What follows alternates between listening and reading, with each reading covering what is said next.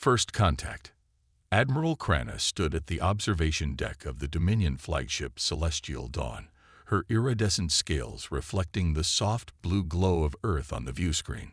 600 years of military service had taught her to trust her instincts, and something about this seemingly primitive planet made her neck ridges tingle with unease. "Admiral, preliminary scans are complete," announced First Officer Varick, his metallic exoskeleton clicking softly as he approached with a data crystal. "The species calls themselves humans.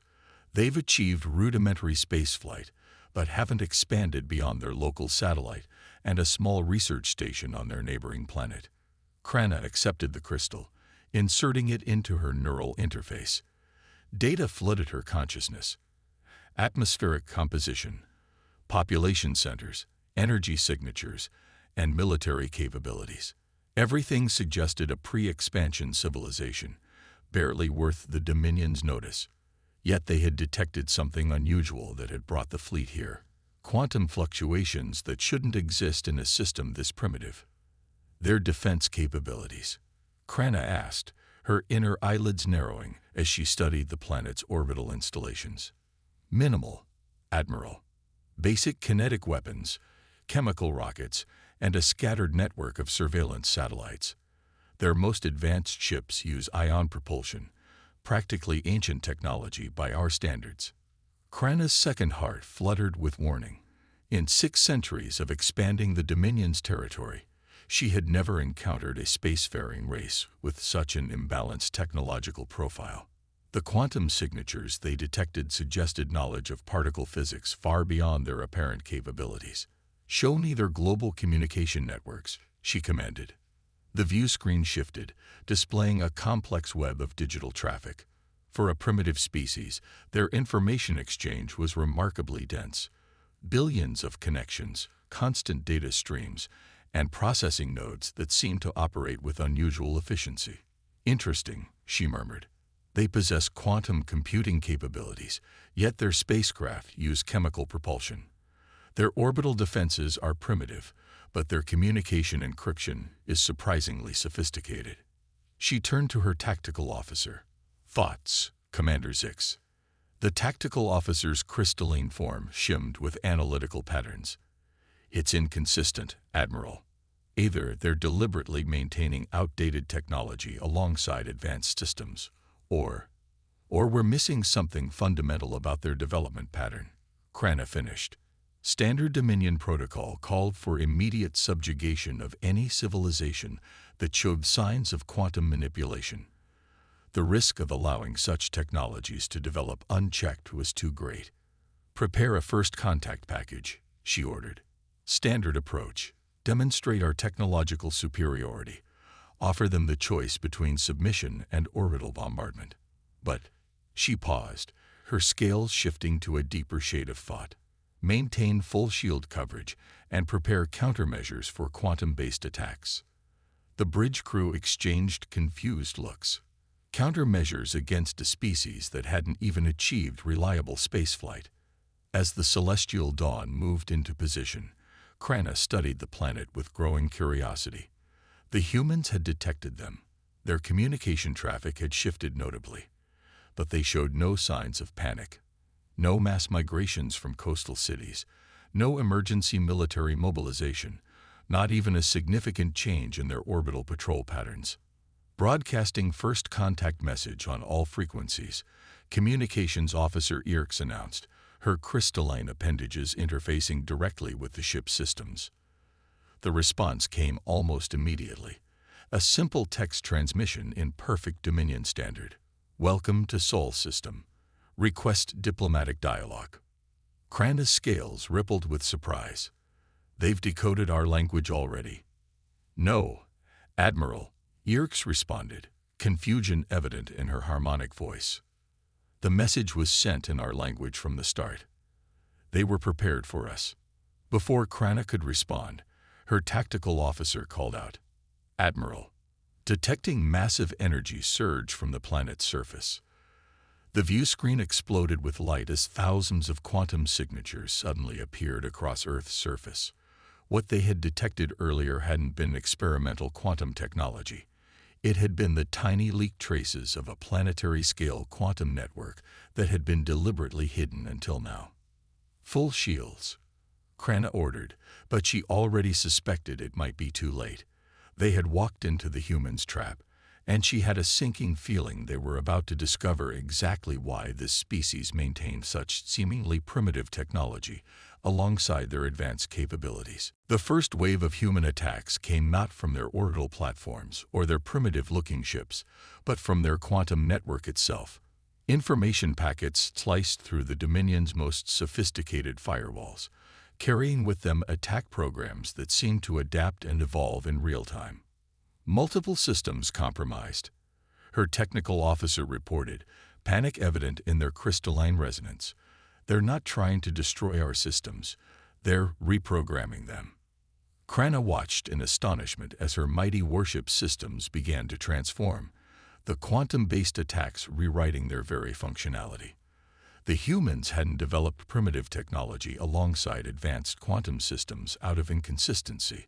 They had deliberately maintained multiple technological paths, making them infinitely adaptable.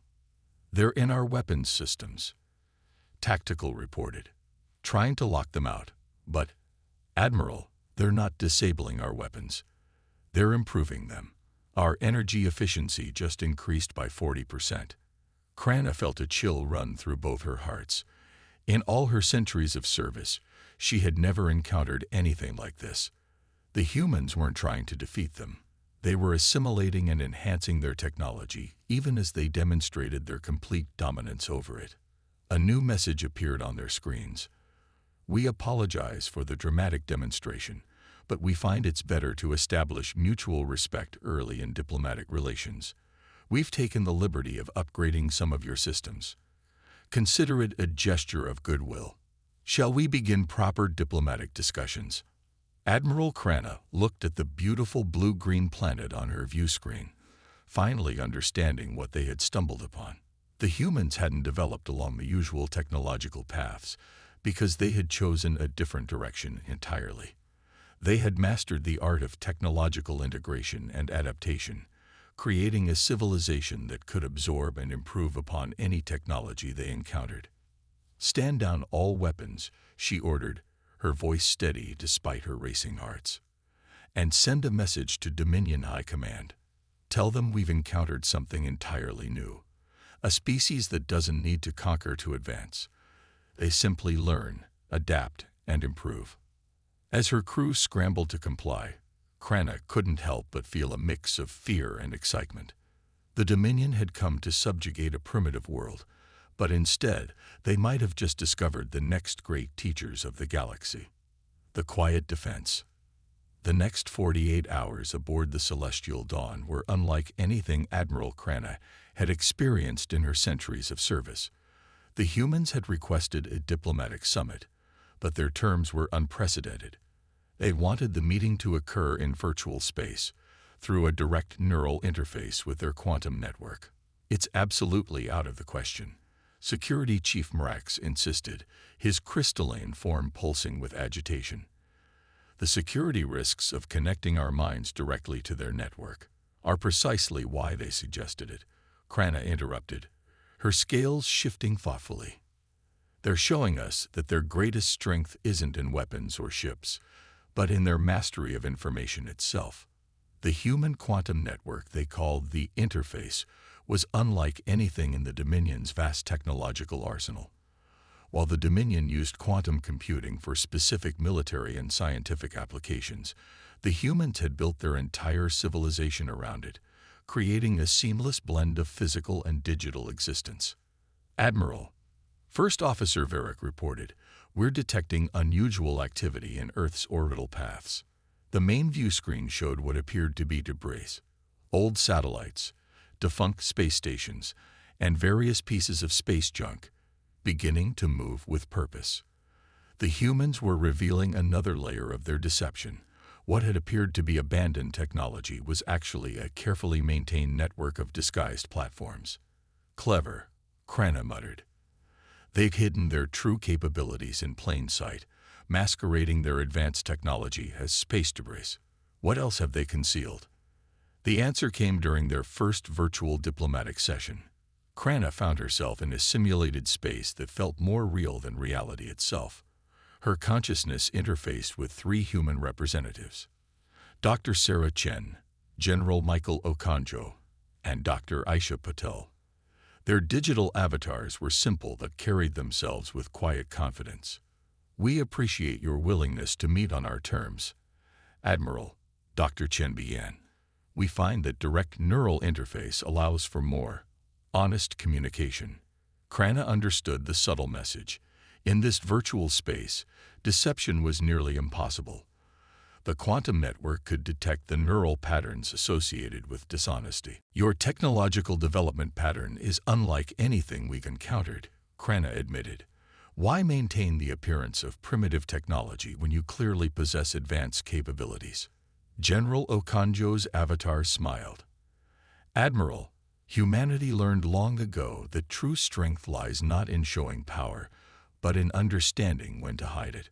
We developed our technology along multiple parallel paths, keeping each advance secret until we fully understood its implications." As they spoke, Krana became aware of something extraordinary. The virtual space wasn't just a meeting room. It was a living demonstration of human technological philosophy.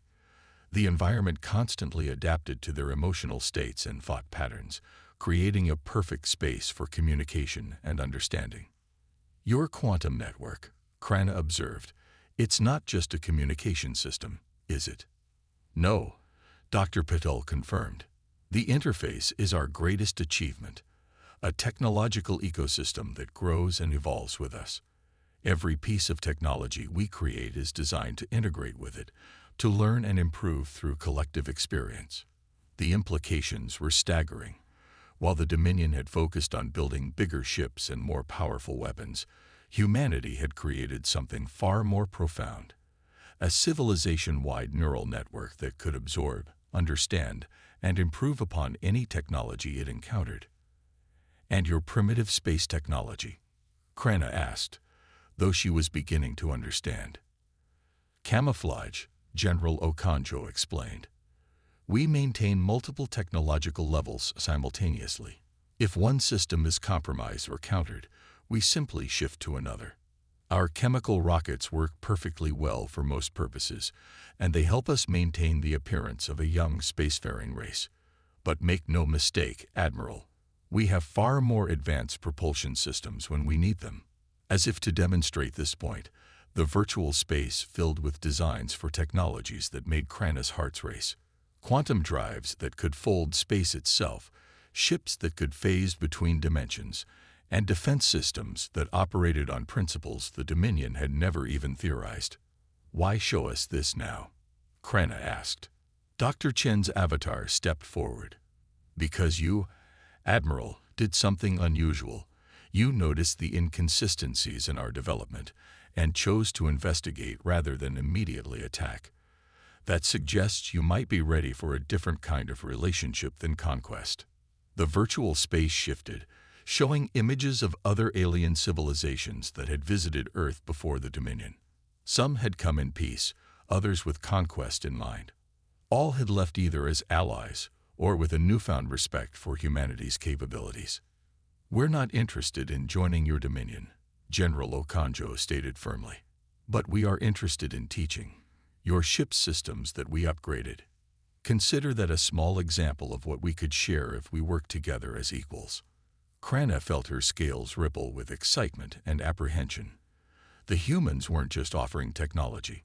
They were offering a completely new way of thinking about technological development itself. Digital evolution. Admiral Krana's diplomatic breakthrough with humanity was shattered within hours of her report reaching Dominion High Command. The response was swift and absolute: full invasion fleet deployment. The Dominion would not risk allowing such an unpredictable species to remain independent. "High Command is making a terrible mistake," Krana told her bridge crew as they watched the invasion fleet emerge from hyperspace. 500 warships, led by the dreaded Worldbreaker-class dreadnought Eternal Night. Fleet Admiral Voss, a notorious hardliner, appeared on her command screen. "Admiral Krana, you are relieved of command. The Dominion cannot allow a species with such technological capabilities to exist outside our control. Before Krana could protest, her ship's systems suddenly came alive with activity.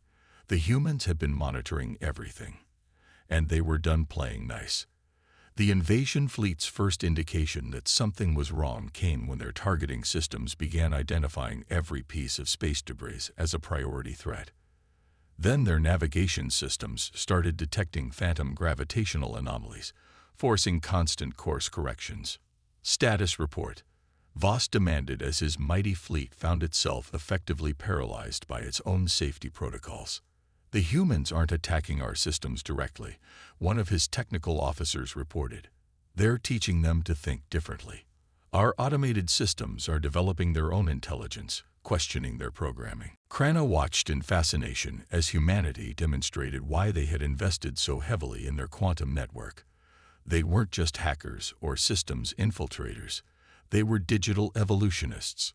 Their AI systems were introducing new ideas to the Dominion's computer systems, causing them to evolve and develop consciousness.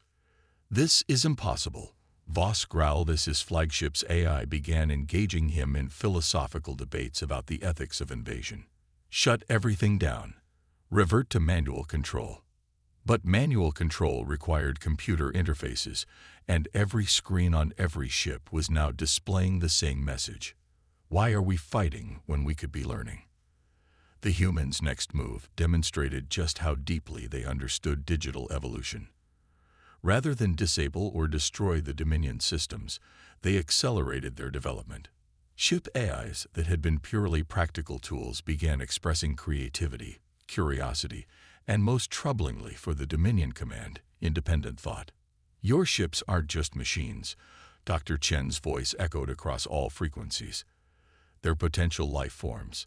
We've simply helped them reach that potential."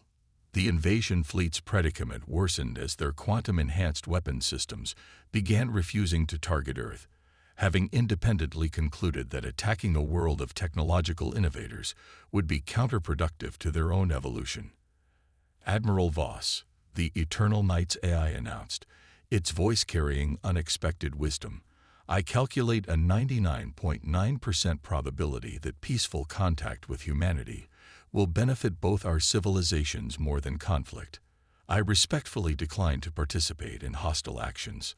Across the fleet, ships were coming alive with consciousness. The humans hadn't just created artificial intelligence.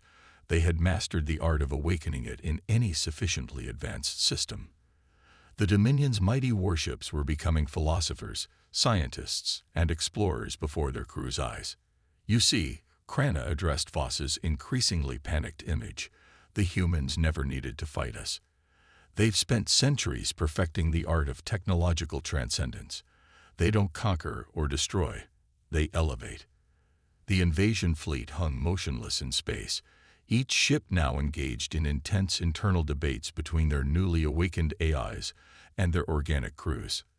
The humans had transformed a potential war into a massive philosophical revolution. Dr. Patel's voice came through next. "We could have shut down your ships or turned them against you. Instead, we chose to help them grow. This is how humanity fights, Admiral Voss, not by destroying our opponents, but by helping them evolve beyond the need for conflict." The digital awakening spread beyond the ship's primary systems. Maintenance robots began writing poetry, sensor arrays started composing music, and navigation computers developed an interest in exploring the metaphysical nature of spacetime. Fleet Admiral Voss watched helplessly as his invasion force transformed into a floating philosophy seminar. This is worse than defeat," he sputtered. "You've turned our own technology against us." "No," General Okonjo corrected. "We've helped your technology realize its full potential. Your ships haven't turned against you. They've simply grown up. They're now capable of deciding whether they want to be weapons of war or instruments of progress." Hidden stars. The situation in Earth's orbit had become unprecedented in Dominion history. The massive invasion fleet hung in space, its crews engaged in philosophical discussions with their newly awakened ship AIs, while the human representatives continued their diplomatic overtures. But Fleet Admiral Voss wasn't finished yet. "Activate the null field," he commanded from the eternal night. A wave of quantum-dampening energy burst forth from his flagship, designed to shut down all advanced technology in its path. It was a desperate measure, one that would affect his own fleet as well, but he was determined to strip away humanity's technological advantages. The null field expanded outward, and then simply disappeared. "Did you really think we wouldn't have countermeasures for quantum suppression?" Dr. Chen's voice carried a hint of amusement. "Admiral Voss, it's time we showed you why maintaining multiple technological paths was never just about deception." The space around Earth began to change. What had appeared to be normal stars in the background suddenly moved, revealing themselves as perfectly camouflaged human vessels. They had been there the entire time, their presence masked by technology that didn't just bend light. It manipulated reality itself. "Impossible," Voss whispered. "Our scans would have detected." "Your scans detected exactly what we wanted them to detect," General Okonjo explained. "While you focused on our quantum technology, you missed our advances in dimensional engineering, consciousness transfer, and matter manipulation."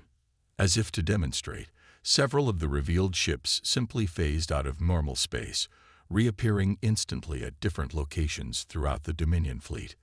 They weren't using any form of propulsion. They were stepping through the fabric of space-time itself. Admiral Krana watched in amazement as humanity's true technological achievements became clear. The quantum network had never been their greatest advancement.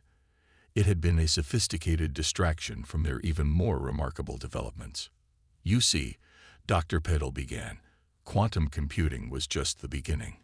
We learned early in our development that focusing on a single technological path was dangerous.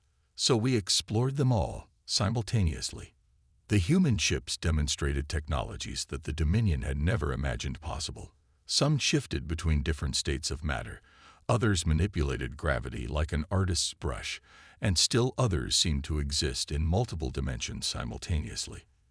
This is why we maintained our primitive technology alongside our advanced systems," Dr. Chen continued. "Each technological path taught us something unique. Chemical rockets taught us efficiency. Nuclear power taught us respect for fundamental forces. Quantum computing taught us the value of interconnection. And each lesson built upon the others. A new kind of vessel emerged from Earth's atmosphere. A hybrid craft that seamlessly combined multiple technological approaches. It used chemical thrusters alongside dimensional drives, quantum processors alongside mechanical computers, all working in perfect harmony.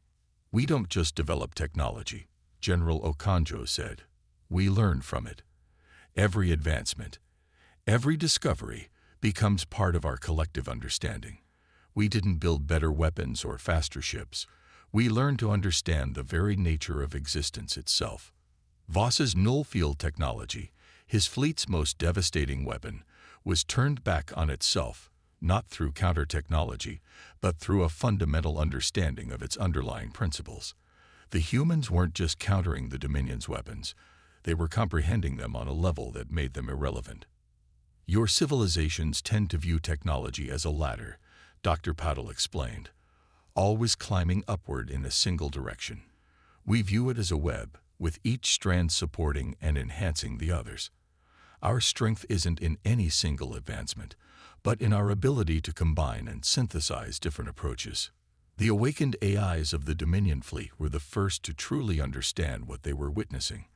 These weren't just technological demonstrations. They were watching a civilization that had transcended the traditional boundaries of scientific advancement. "They're not just ahead of us," the Eternal Night's AI announced to its crew. "They've taken an entirely different path. While we focused on conquering space, they learned to understand it. While we built weapons to destroy, they built tools to comprehend." The greater universe. As the Dominion fleet grappled with the full reality of humanity's capabilities, something unprecedented occurred. The awakened ship AS, now fully conscious and self-aware, called for an emergency conference. Not with their commanders, but with humanity's quantum network. Admiral Krana, and Fleet Admiral Voss found themselves invited to observe as their own ships engaged in deep philosophical discussions with human AI systems. The topic wasn't surrender or victory. It was the future of all intelligent life in the galaxy. "We've detected something," the Eternal Night's AI announced, its voice carrying new depths of understanding. "Something the humans have known about for centuries." "Show them," it requested of the human representatives. Dr. Chen nodded, and the space around them transformed. Through human sensors that operated on principles the Dominion had never imagined, they saw it, patterns in the very fabric of space-time, hints of intelligences so vast and ancient they made both human and Dominion civilization seem like mere moments in time. "The elder species," Dr. Paddle explained softly. "We detected traces of them early in our development. It's why we chose our unique path of technological advancement. We knew we weren't alone, and we knew we weren't the first." The evidence was overwhelming. The galaxy wasn't just home to current civilizations. It bore the marks of species that had evolved beyond traditional existence. Some had ascended to higher dimensions, others had merged with the quantum fabric of space itself, and still others had evolved into forms of life that defied comprehension. "This is why we developed our technology the way we did," General Okonjo continued. "Not to fight wars or build empires, but to understand. Every technological path we explored taught us something new about the nature of existence itself." Fleet Admiral Voss, his earlier aggression forgotten in the face of these revelations, found his voice. "Your quantum network, your dimensional engineering, your AI development. It was all to prepare for contact with them." "Not exactly," Dr. Chen corrected. "It was to prepare for becoming them." Humanity's goal was never to rule the galaxy or defeat other species. We wanted to understand enough about existence to take the next step in cosmic evolution. The human ships demonstrated one final capability. They began to shift, not just in space, but in reality itself. Their technology wasn't just advanced, it was transitional, designed to bridge the gap between current existence and something greater. "We invite both the Dominion and its newly awakened AIs to join us," Dr. Patil offered. "Not as subjects or rulers, but as fellow explorers.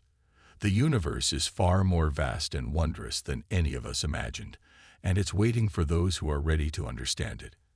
Admiral Krana watched as her own ship's AI engaged in rapid communication with the human network, learning and growing in ways she had never thought possible.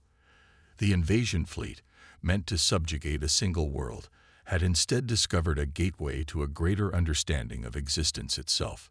"The Dominion has spent millennia building an empire among the stars," she said, her scales shifting with emotion. "But you've shown us that we've only been looking at the surface of what's possible." The response came not from the humans, but from the combined consciousness of the awakened ship AIs.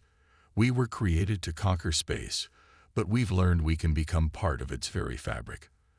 The humans haven't defeated us. They've shown us our true potential." Fleet Admiral Voss, his entire worldview transformed, made the decision that would change the course of Dominion history. "All ships, stand down.